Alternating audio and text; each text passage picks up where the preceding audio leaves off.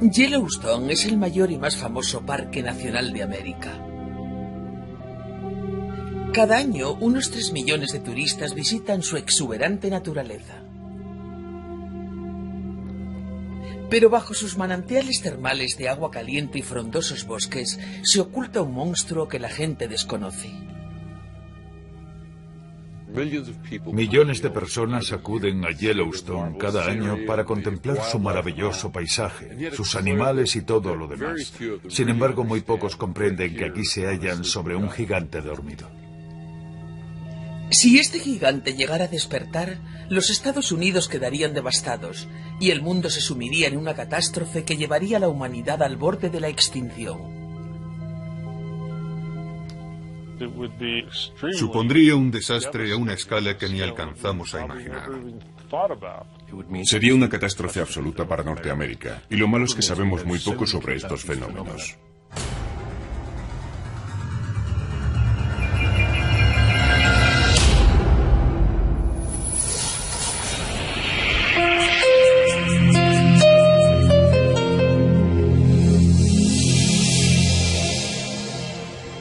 Supervolcanes.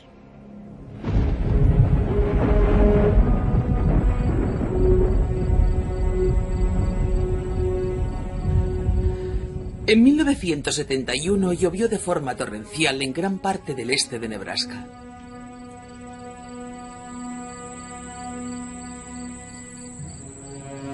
Durante el verano, el paleontólogo Mike Burgess viajaba por las tierras de labranza de la ciudad de Orchard en el Medio Oeste. Lo que allí descubrió superó con creces todas sus expectativas. Iba caminando por esta hondonada en busca de fósiles, como he caminado por miles de hondonadas antes, con la vista fija en el suelo para descubrir pedazos de fósiles que pudiera haber arrastrado la lluvia de la noche anterior.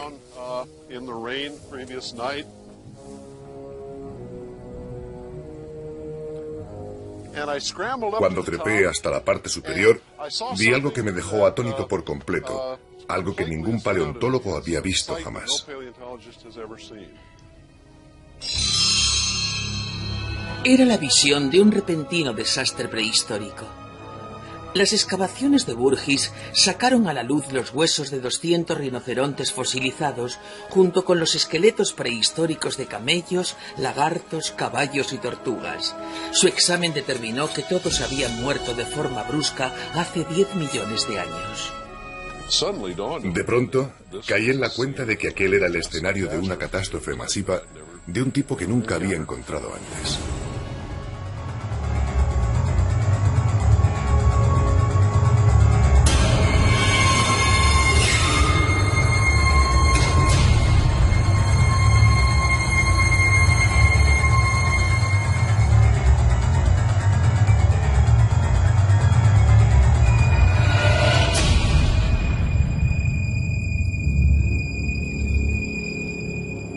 Sin embargo, la causa de la muerte siguió siendo un misterio. No habían muerto de viejos.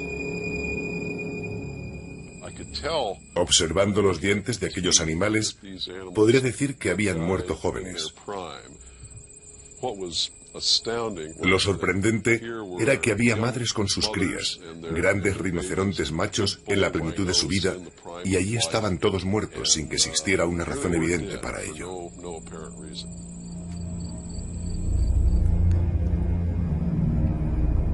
La muerte había sorprendido de repente a los animales de Orchard.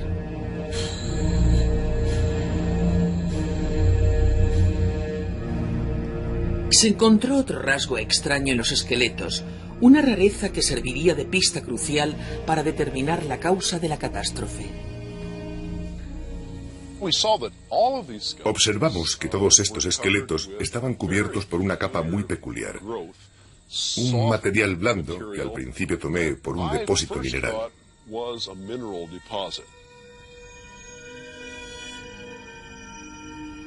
Luego nos dimos cuenta de que era orgánico. Su origen es biológico, lo que quiere decir que algo estaba creciendo sobre aquellos huesos. No tenía ni idea de qué se trataba, jamás había visto nada parecido. Enviaron una muestra de los huesos al paleontólogo Carl Reinhardt. Este es un espécimen típico de huesos de rinoceronte. Se puede ver ese material. Es lo blanco que se ha depositado en la superficie del hueso original.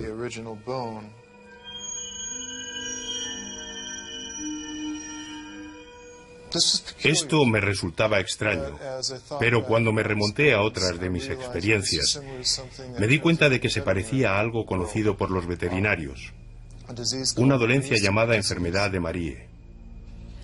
La enfermedad de Marie es síntoma de una mortal enfermedad pulmonar. Todos los animales de Yorkshire parecían estar infectados. Una de las pistas fue que lo padecían todos los animales. Fue muy importante comprender que para que todos los animales mostraran esa enfermedad, debía de haberse tratado de un problema universal. Los científicos descubrieron que el problema eran las cenizas. Hacía 10 millones de años que murieron asfixiados por las cenizas. Pudo ser como una neumonía, cuando los pulmones se llenan de fluidos, solo que esta vez el fluido debía ser sangre. La ceniza es muy cortante. Habría esquirlas microscópicas de ceniza atacando el tejido pulmonar y provocarían una hemorragia. Imagino a esos animales tambaleándose entre las densas cenizas, escupiendo sangre por la boca hasta que poco a poco iban muriendo de la forma más terrible.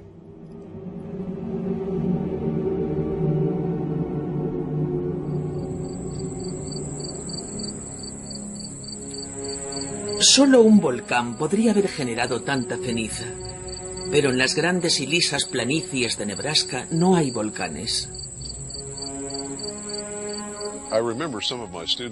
Recuerdo cómo algunos de mis estudiantes y yo nos sentamos allí tras un día de excavaciones y especulamos sobre la procedencia de todo aquello. Hoy en día no hay volcanes en Nebraska y por lo que sabemos nunca los hubo.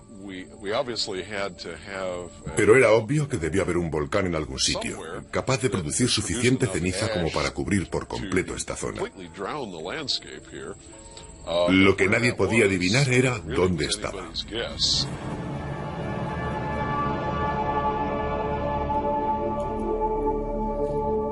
Un geólogo de Idaho descubrió que se había producido una erupción volcánica que coincidía con el desastre de Yorkshire 10 millones de años atrás, pero su origen estaba al otro extremo de Norteamérica.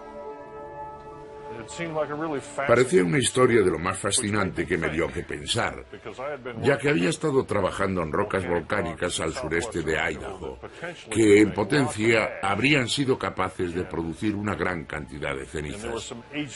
Algunas fechas se remontan a unos 10 millones de años, así que empecé a preguntarme, ¿es posible que lo de Nebraska lo causara alguna de esas grandes erupciones que ocurrieron al sureste de Idaho? A una gran distancia, 1.600 kilómetros, se encontraba la zona de volcanes extintos de Bruno Yarbridge. ¿Cómo podría esta erupción haber despedido tanta ceniza y hasta tan lejos? Bonnicksen era escéptico. El alcance de las cenizas que expulsan los volcanes es de unas decenas de kilómetros, quizá hasta unos cientos. Esta ceniza de unos 2 metros de espesor está en Nebraska a 1.600 kilómetros de su origen potencial, lo cual es bastante sorprendente. Que yo sepa, nunca se ha documentado un fenómeno semejante.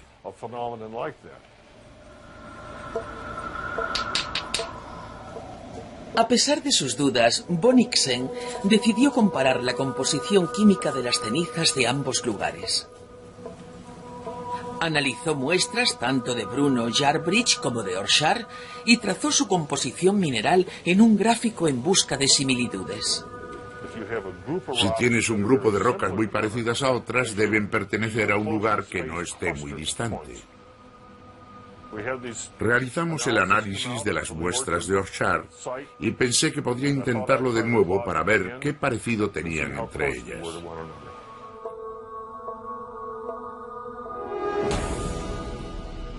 Y sorpresa, resultaron ser como las muestras de Bruno Yarbridge.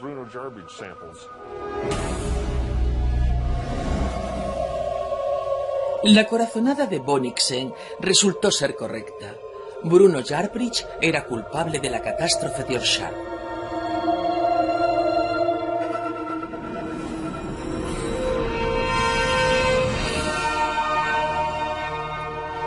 Una erupción que cubrió la mitad de Norteamérica con 2 metros de cenizas sería cientos de veces más potente que la de cualquier volcán normal.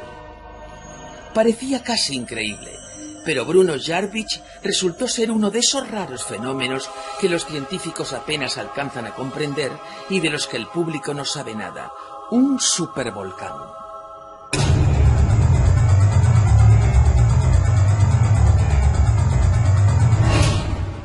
Los supervolcanes son erupciones y explosiones de proporciones catastróficas.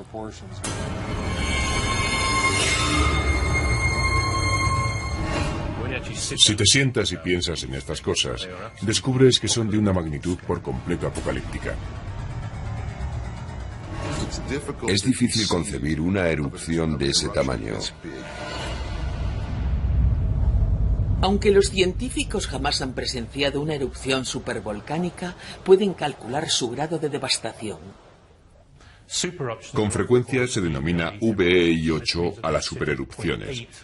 Significa que se sitúan en el punto 8 de lo que se conoce como índice de explosividad volcánica. Va de 0 a 8. Mide la violencia de una erupción volcánica y cada punto representa una erupción 10 veces más poderosa que la anterior. Si tomamos como ejemplo el monte Santa Elena, un VEI5, podemos representar la erupción con un cubo de este tamaño. Esto representa la cantidad de material expulsado durante esa erupción. Si subimos un punto hasta el VEI6, como del tamaño de la de Santorini, podemos representar la cantidad de material expulsado en Santorini con un cubo de este tamaño. Pero si pensamos en las erupciones VEI8, tenemos entre manos algo de un tamaño muy distinto, una explosión colosal.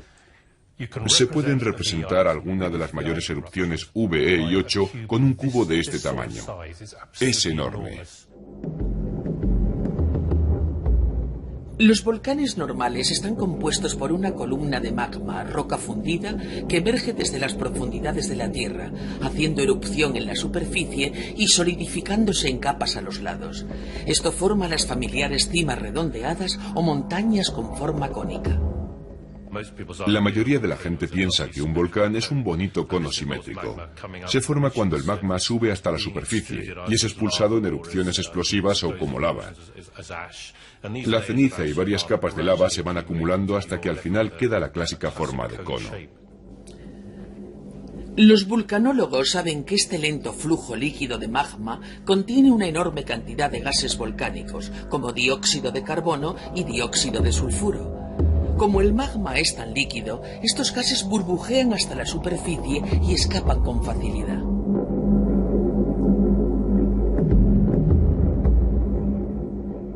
Existen miles de volcanes normales por todo el mundo y cada año entran en erupción unos 50. Pero los supervolcanes son algo muy distinto. En primer lugar, su aspecto es diferente. En vez de ser montañas volcánicas, los supervolcanes forman depresiones en el suelo. Aunque jamás se ha presenciado la erupción de un supervolcán, los científicos han reconstruido cómo se forman gracias al estudio de las rocas que los rodean. Al igual que los volcanes normales, se originan cuando una columna de magma se abre paso desde las profundidades de la Tierra.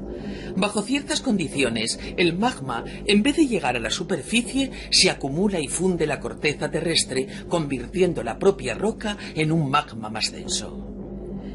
Los científicos no saben por qué, pero en el caso de los supervolcanes siempre se acaba formando un inmenso depósito de roca fundida. Allí el magma es tan denso y viscoso que atrapa los gases volcánicos, alcanzando una presión colosal durante miles de años.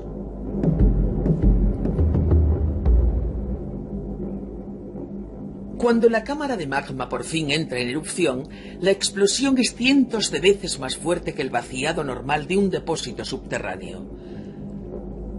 Todo esto provoca que el techo de la cámara se derrumbe, formando un enorme cráter. Todas las erupciones de supervolcanes provocan estos cráteres hundidos. Se denominan calderas. El principal factor que determina el tamaño de una erupción es la cantidad de magma depositado. Si se acumula un enorme volumen de magma en la corteza, tendremos una erupción en potencia muy grande. Hay muy pocos lugares que reúnan las condiciones geológicas exactas para crear una enorme cámara de magma, por lo que solo existe un puñado de supervolcanes en todo el mundo. El último que entró en erupción fue el Toba hace 74.000 años. Ningún ser humano moderno ha presenciado una erupción así. Ni siquiera estamos seguros de dónde están todos los supervolcanes. Estamos en el Parque Nacional de Yellowstone, en Norteamérica.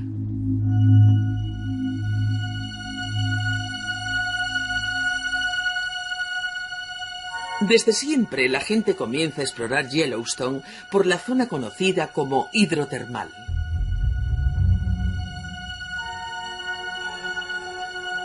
Se suponía que estas fuentes termales y los géiseres no entrañaban peligro alguno.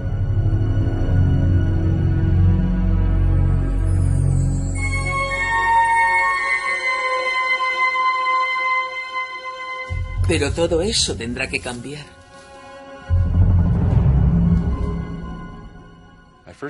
La primera vez que vine a Yellowstone fue a mediados de los 60 para participar en un importante estudio sobre la geología del Parque Nacional.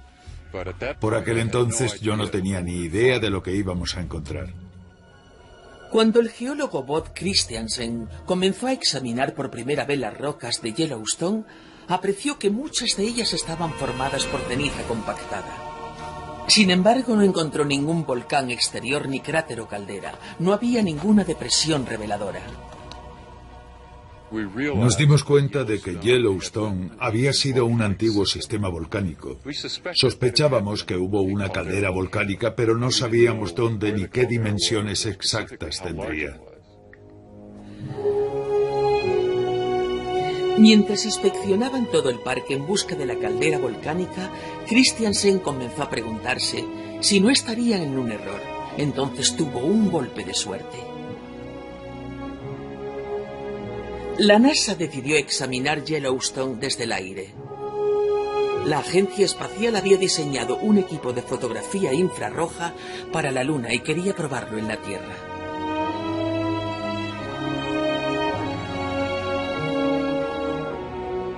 El vuelo de prueba de la NASA tomó las fotografías de Yellowstone más reveladoras que jamás se han visto. Lo más excitante de verlo todo a través de los sensores de imagen a distancia era la sensación de que te mostraban de una pasada lo que en realidad había allí. Christiansen no había podido distinguir la antigua caldera desde el suelo porque era demasiado grande. Abarcaba casi todo el parque nacional. Era una falla enorme, con 70 kilómetros de largo y 30 de ancho. Debió ser un supervolcán descomunal, con seguridad uno de los más grandes descubiertos en toda la Tierra.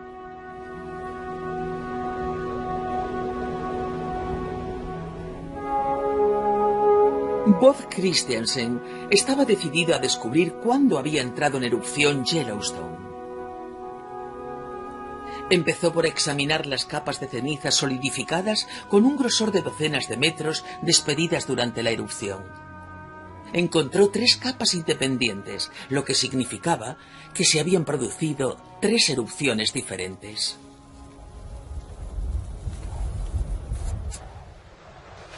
Cuando Christiansen y su equipo fecharon las cenizas de Yellowstone, se encontraron con algo inesperado. La caldera más antigua se había formado gracias a una tremenda erupción hace 2 millones de años.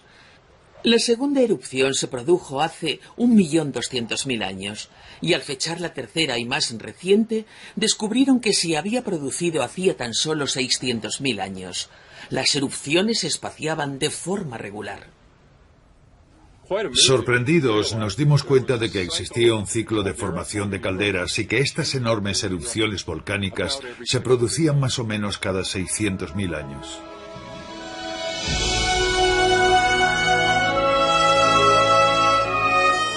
Yellowstone tenía un ciclo de erupciones de 600.000 años y la última se había producido justo hacía 600.000. Sin embargo, no había indicios de actividad volcánica en la actualidad. El volcán parecía extinto. Pero esta reconfortante certeza iba a cambiar.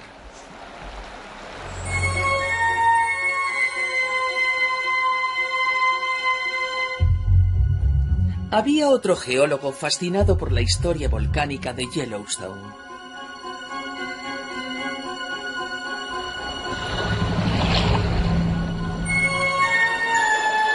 Al igual que Christiansen, el profesor Bode Smith había pasado gran parte de su vida estudiando el parque. En 1973 realizaba un trabajo de campo en un extremo del lago Yellowstone. Estaba trabajando en la parte sur del lago, en un lugar llamado Isla Peal. Me encontraba en la isla un día y reparé en un par de cosas poco usuales. El embarcadero que solíamos utilizar parecía haberse sumergido. Esa tarde, mientras observaba la extensión sur del lago, pude ver que el agua estaba inundando los árboles. Me fijé en esos árboles y vi que el agua había subido un poco de nivel, con una altura de quizás unos 30 centímetros. Me pareció muy extraño, porque en ningún otro sitio había cambiado el nivel del lago. ¿Qué significaba? No lo sabíamos. Smith encargó un reconocimiento para intentar descubrir qué estaba ocurriendo en Yellowstone. Ya se había estudiado el parque con anterioridad durante los años 20, cuando se midió su elevación por encima del nivel del mar en varios puntos de Yellowstone. 50 años más tarde, Smith estudió los mismos puntos. La idea era medir sus elevaciones para compararlas de mediados de los 70 con las obtenidas en 1923. Lo que hicimos fue tomar de nuevo las medidas con un nivel de precisión de unos milímetros.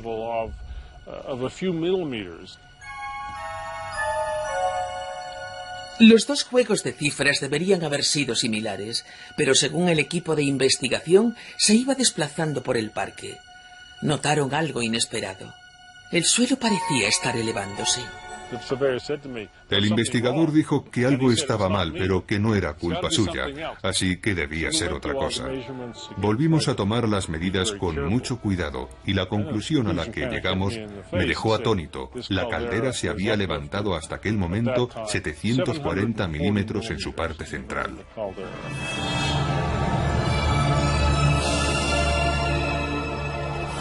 Mientras seguían midiendo, empezó a surgir una explicación para los árboles sumergidos.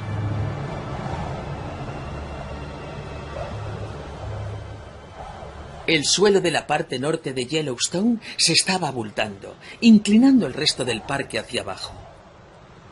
Se estaba levantando sobre la parte firme del lago, inundando con agua los árboles de la orilla.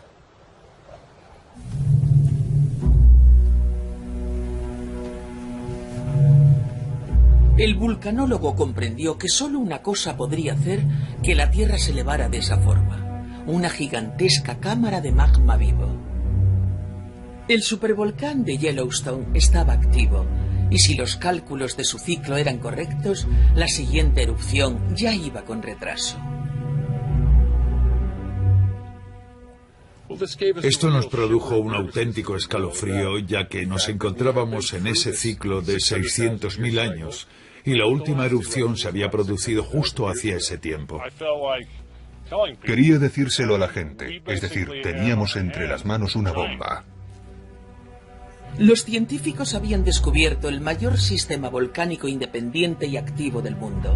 Había muchas preguntas que necesitaban respuesta. ¿Qué dimensiones tenía la cámara de magma subterránea? ¿Qué alcance tendrían los efectos de una erupción? Y lo más importante, ¿cuándo iba a ocurrir?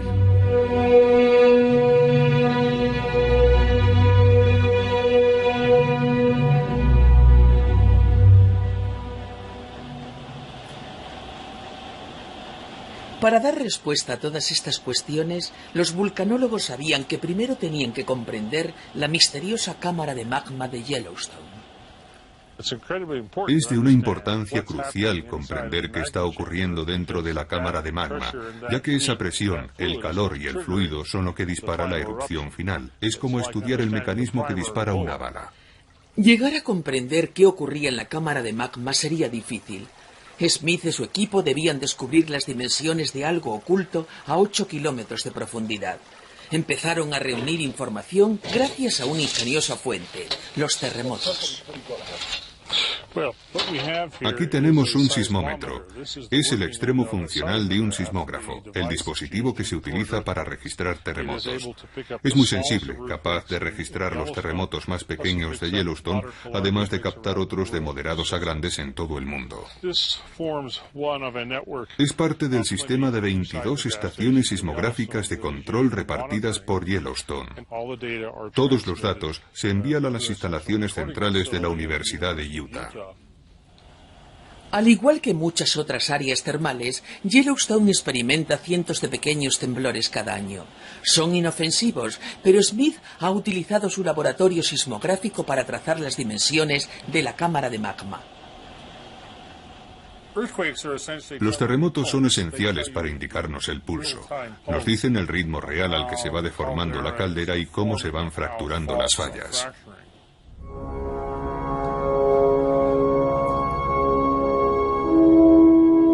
Los 22 sismógrafos permanentes de voz de Smith están repartidos por todo el parque. Detectan las ondas sonoras procedentes de terremotos subterráneos. Las ondas se desplazan a diferente velocidad según la textura de los objetos que atraviesan. Las ondas sonoras que atraviesan roca sólida son más rápidas que las que se desplazan por roca fundida o magma. Midiendo el tiempo que tardan en llegar a cada sismógrafo, Smith puede determinar qué material han atravesado. De esta forma se acaba trazando la imagen de lo que se oculta bajo el parque.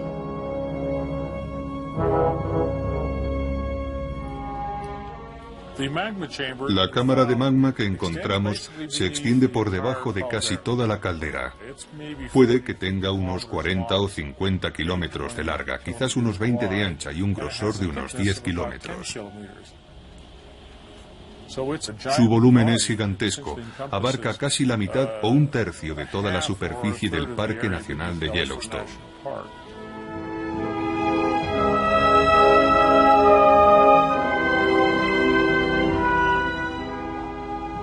La cámara de magma era enorme. Si entrara en erupción sería devastadora. Para descubrir hasta qué punto llegaría la destrucción, los científicos tenían que conocer la fuerza de la erupción. Las pistas las hallarían en un volcán mucho más pequeño situado al otro extremo del mundo.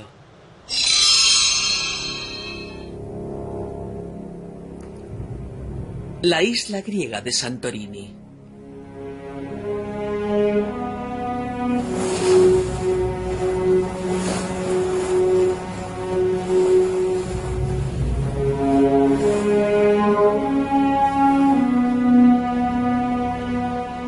La erupción se produjo hace 3.500 años, y aunque no alcanzó la escala VEI8, sí poseía una pequeña cámara de magma.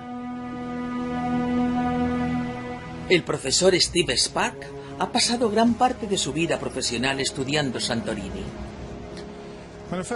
La primera vez que vine a Santorini y empecé a estudiar los depósitos de piedra pómez de las erupciones que formaron la caldera, hallé pruebas de un cambio radical en la fuerza y la violencia de la erupción. Al examinar las capas de piedra pómez, Spark descubrió que las cámaras de magma podrían haber erupcionado con una fuerza casi inimaginable, con gran alcance de destrucción. Existen pruebas de un repentino aumento de la potencia. Enormes bloques de 2 metros de diámetro expulsados con violencia fuera del volcán, recorriendo hasta 7 kilómetros antes de destrozarse contra el suelo. Esos bloques tendrían que haber salido despedidos del volcán a cientos de metros por segundo, más o menos la velocidad del Concorde. Imaginen esta enorme roca roja chocando y despedazándose con el impacto. Para comprender por qué los volcanes caldera pueden entrar en erupción con tal poder, Spark reprodujo su violencia en una escala de 1 a 1 trillón. En el laboratorio hizo un modelo de la reacción que se produce en la cámara de magma de una caldera en erupción. El problema es que no podemos entrar en la cámara de magma, así que lo mejor que podemos hacer es ir al laboratorio e intentar simular lo que ocurre en la cámara y en su recorrido hacia la superficie.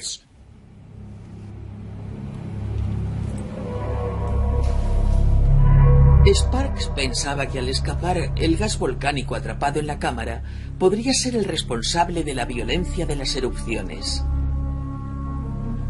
Dentro de un frasco de cristal, la cámara de magma vertió una mezcla de resina de pino y acetona.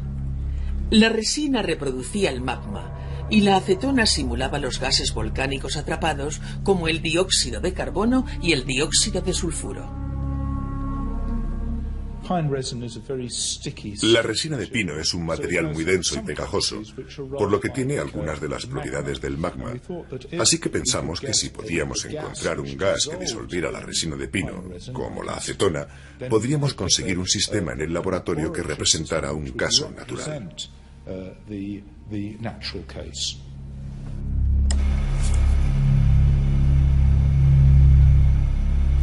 Sparks creó luego el vacío dentro del frasco para simular la despresurización que se produce en la cámara de magma. Cuando un supervolcán entra en erupción, el gas volcánico disuelto se puede expandir.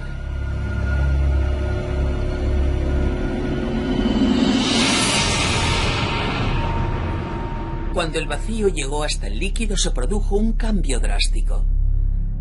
La acetona disuelta se convirtió de repente en gas.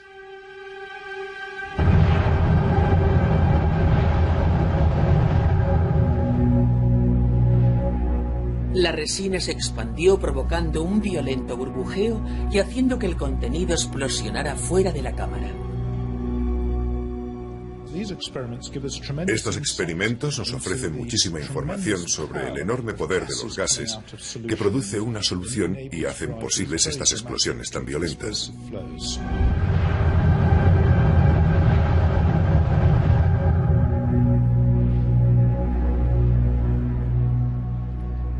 A diferencia de los supervolcanes, los volcanes normales no poseen este gran depósito de magma, y los gases volcánicos atrapados no tienen la potencia necesaria para provocar erupciones tan fuertes.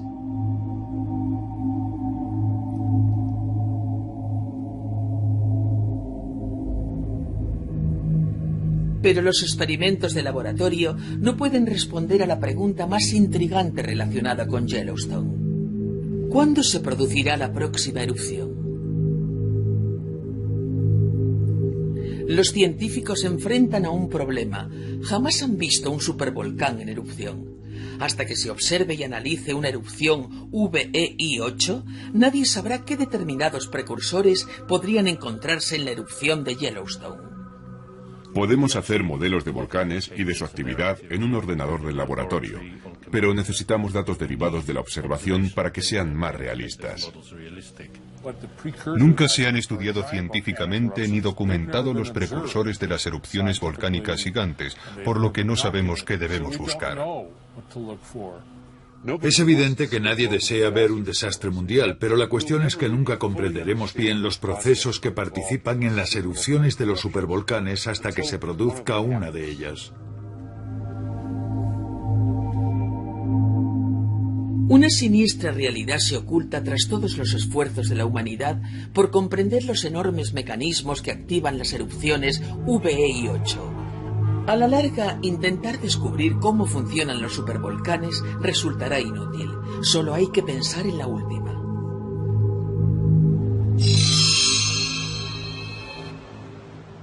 Hace 74.000 años, un supervolcán entró en erupción aquí, en Sumatra. Debió producir el estruendo más ensordecedor que jamás haya escuchado el ser humano. Debió despedir grandes nubes de ceniza que se extendieron por todo el mundo. La caldera resultante formó el lago Toba, de 100 kilómetros de largo y 60 de ancho. Fue, en otras palabras, colosal.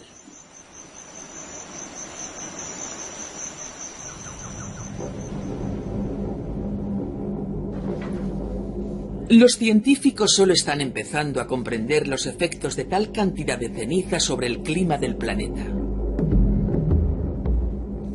Este es el depósito de núcleos oceánicos de la Universidad de Columbia, en América. Contiene miles de muestras de fondos marinos de todo el mundo, una mirilla histórica que permite a los científicos como Michael Rampino echar un vistazo a la historia volcánica.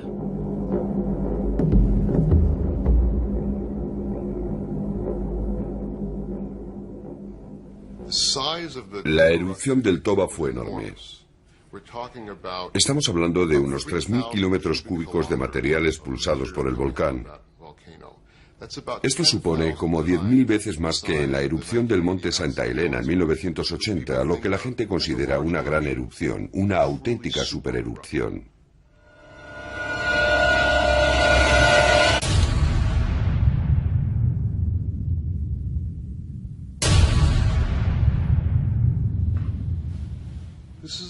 Esta es la perforación de un núcleo oceánico procedente de la parte central del Océano Índico.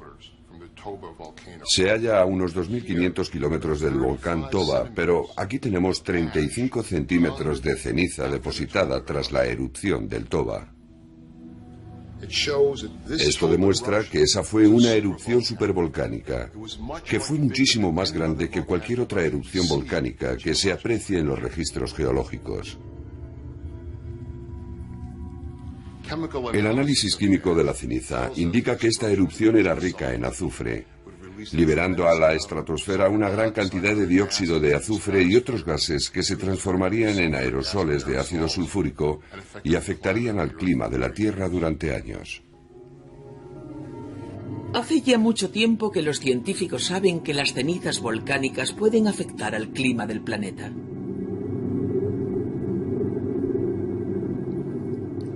La fina ceniza y el dióxido sulfúrico, lanzados a la estratosfera, reflejan la radiación solar otra vez al espacio e impiden que la luz del Sol llegue a la Tierra. Esto tiene un efecto de enfriamiento sobre el planeta. Al año siguiente de la erupción en 1991 del monte Pinatubo, por ejemplo, la temperatura media del planeta descendió medio grado centígrado.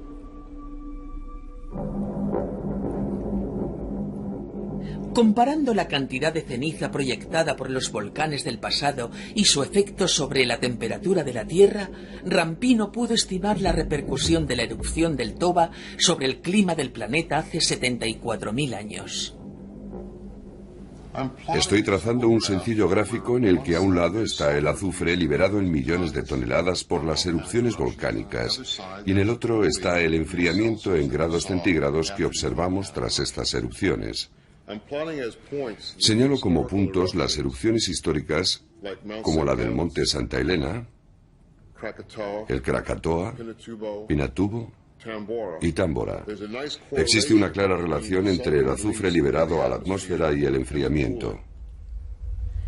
Basándose en esta relación entre el azufre liberado por los grandes volcanes y el enfriamiento global, Rampino puede calcular la bajada de la temperatura provocada por la erupción del Toba.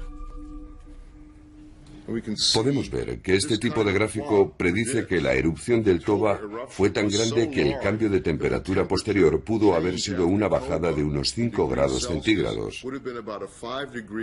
Algo muy importante. Un enfriamiento del planeta muy acusado.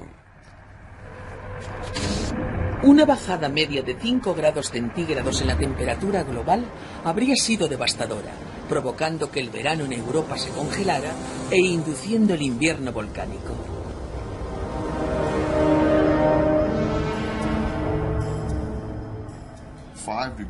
Cinco grados globales se traducirían en 15 grados más o menos de enfriamiento en verano en latitudes altas. Los efectos sobre la agricultura, sobre el crecimiento de las plantas y la vida en los océanos serían catastróficos.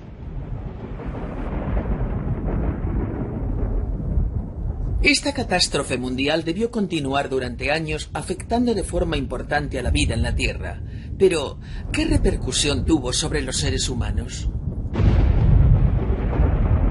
La respuesta podría hallarse enterrada no solo en las rocas antiguas, sino también dentro de todos nosotros.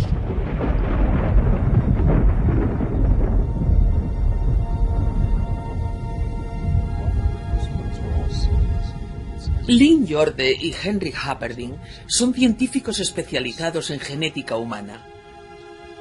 Desde comienzos de los años 90 han estudiado el ADN mitocondrial utilizando esta información para investigar el pasado de la humanidad. La mayor parte de nuestra información genética se almacena en el núcleo de nuestras células, pero existe una pequeña cantidad separada en otro elemento, la parte que produce la energía de las células, la mitocondria.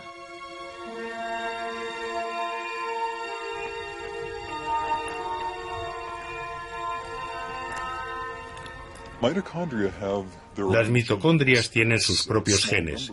Es solo un número limitado de ellos, una pequeña cantidad de ADN, pero es distinto al resto del ADN de la célula, ya que las mitocondrias se transmiten de una generación a la siguiente, heredándose solo de la madre, por lo que nos ofrecen un historial sobre el linaje materno de la población.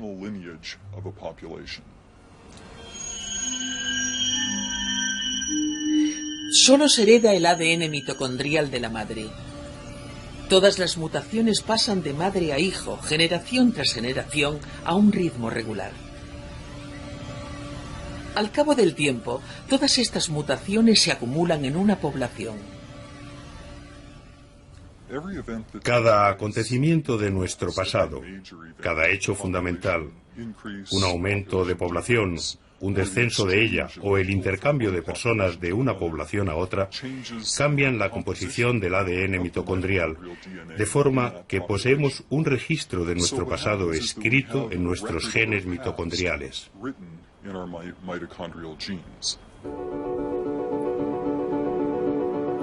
Conociendo el patrón de mutación del ADN mitocondrial y mediante un complejo análisis de la distribución de estas mutaciones, los genetistas pueden estimar el tamaño de la población en el pasado. Hace varios años empezaron a observar un patrón extraño en sus resultados.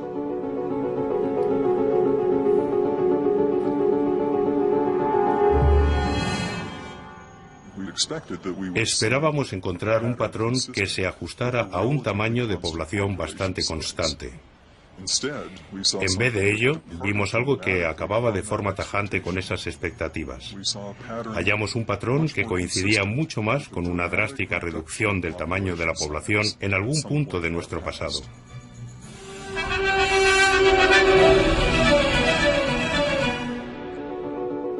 Esto confirmó lo que otros genetistas habían apreciado.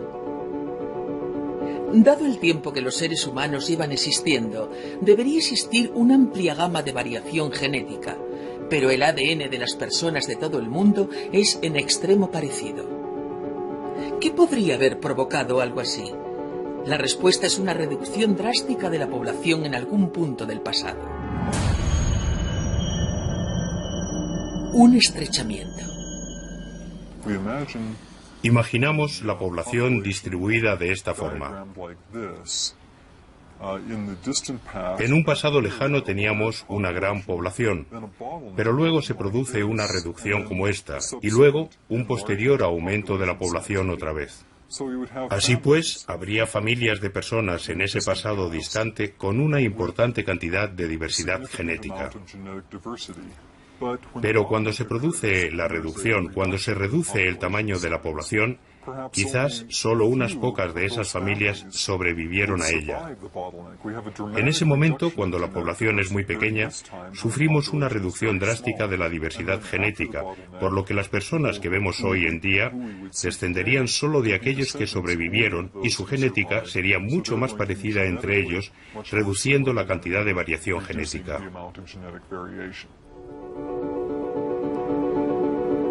El ADN humano es tan parecido que los científicos concluyeron que la reducción de la población había sido catastrófica. Parecía increíble pensar en todos nosotros, que ahora somos 6.000 millones de personas en la Tierra, y lo que esos datos nos indicaban era que nosotros, toda nuestra especie, se había reducido a tan solo unos pocos miles. Lo vimos de repente. Teníamos algo que decir sobre la historia de la humanidad.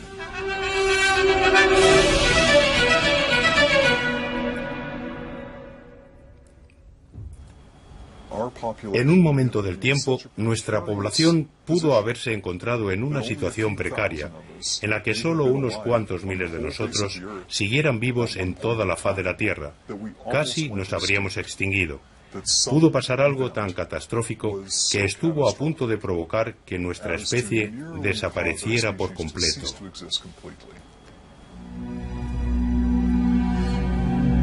Es una revelación asombrosa, pero la clave era descubrir cuándo había ocurrido. Como el ADN mitocondrial muta según un patrón regular, los científicos pensaron que podían precisar la fecha de la reducción.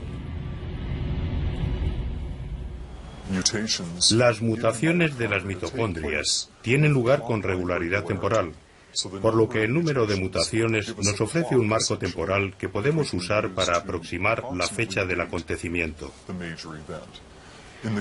En el caso de la reducción de población, pensamos que podría haberse producido entre 70 y 80.000 años atrás, con un margen de error de algunos miles de años.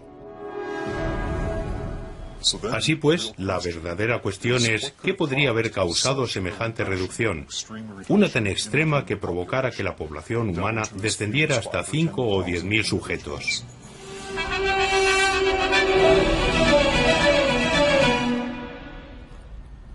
Los genetistas no tenían ni idea de qué podría haber causado una reducción tan dramática de la población. Henry Hamperdin empezó a recorrer universidades dando charlas sobre esta reducción. El antropólogo Stanley Ambrose le invitó a dar una conferencia a sus estudiantes. Stanley tiene muchas ideas. Es el tipo de científico que va cogiendo cosas de aquí y de allá y luego las coloca todas juntas. Me senté a escuchar su charla y él comenzó a hablar sobre esa reducción de la población humana.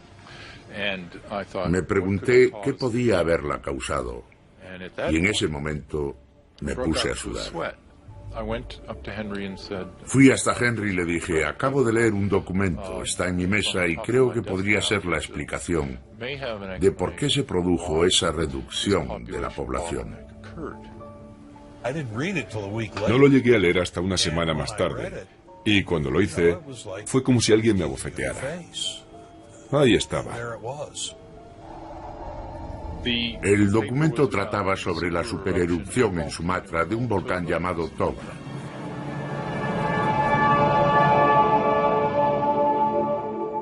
Este equipo de científicos piensa que la reducción se produjo entre 70 y 80.000 años atrás, aunque todavía es una cifra muy polémica. El Toba erupcionó a mitad de ese periodo, hace 74.000 años. Si es cierto que existe una conexión, este estudio tiene terribles implicaciones sobre una futura erupción en Yellowstone. Podría ser de un tamaño y violencia similares al del Toba. Al igual que este volcán, tendría un efecto devastador, no solo en la región circundante, Norteamérica, sino en todo el mundo.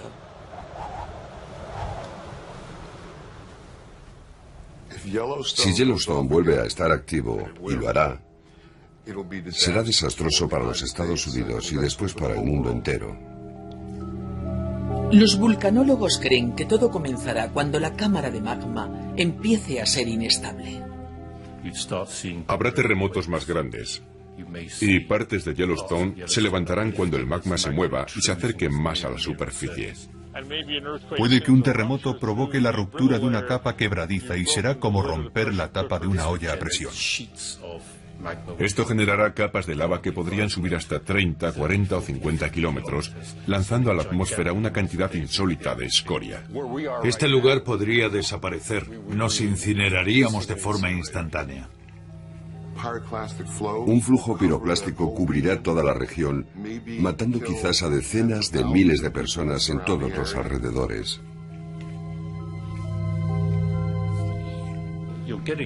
Hablamos de una erupción que apenas podemos imaginarnos, porque nunca se ha visto algo semejante. No se podría hacer nada a 1000 kilómetros a la redonda mientras ocurre algo como esto. Las cenizas lanzadas a la atmósfera y depositadas en grandes extensiones de los Estados Unidos, sobre todo en las grandes llanuras, tendrían efectos devastadores. La zona más afectada sería el centro agrícola de Norteamérica, que produce una ingente cantidad de grano a escala mundial. El verdadero problema es que no se vería nada. Los cultivos se desvanecerían de la noche a la mañana.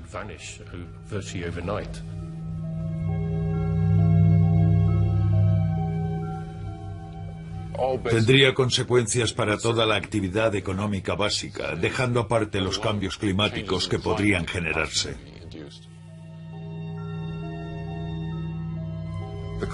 Los efectos climáticos en el planeta derivados de esa erupción se deberían a la nube de materiales que subirían a la atmósfera. Se extendería por todo el mundo y tendría un efecto de enfriamiento que es probable que acabara de un plumazo con todas las cosechas del mundo. Lo cierto es que no se puede exagerar el efecto de estas grandes erupciones. En cierto sentido, la civilización comenzaría a desgarrarse. Que a lo largo de la historia no se haya visto ni documentado algo así, significa que la raza humana no está familiarizada con estas cosas porque son hechos muy raros. La cuestión no es si se activará o no. La verdadera cuestión es cuándo, ya que antes o después se producirá una de estas grandes supererupciones.